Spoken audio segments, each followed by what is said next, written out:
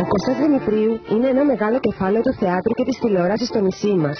Γεννήθηκε στην Πάφο πριν από 70 χρόνια, ωστόσο ο ίδιος αισθάνεται νεότερος, όπως συνηθίζει να δηλώνει με το χαρακτηριστικό του χιούμορ.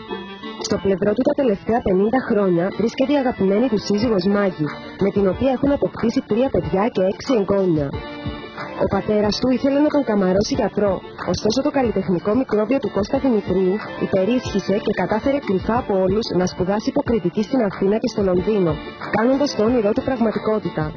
Ο αριθμός των θεατρικών παραστάσεων και των τηλεοπτικών σειρών που έχει πρωταγωνιστήσει είναι μεγάλος. Πλούσια είναι επίσης και η λίστα των κινηματογραφικών ταινιών μεγάλου μήκους στις οποίες έχει συμμετάσχει. Εκτός από το υποκριτικό του ταλέντο, έχει αφήσει και το καλλιτεχνικό του στίγμα ως σκηνοθέτης, καθώς έχει σκηνοθετήσει 8 ταινίες μεγάλου μήκους.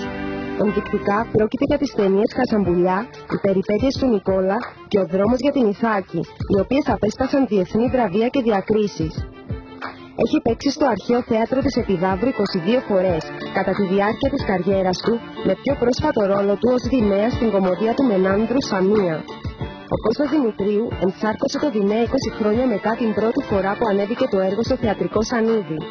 Οι συνάδελφοί του, που είχαν την τύχη να τον απολαύσουν και στις 2 χρονικές εκδοχές του Δειναία, μίλησαν με τα καλύτερα λόγια για την ερμηνεία του. Όπως δηλώνει ο ίδιος, το χειροκρότημα και η αποδοχή του κόσμου τον κάνει να αισθάνεται ζωντανός.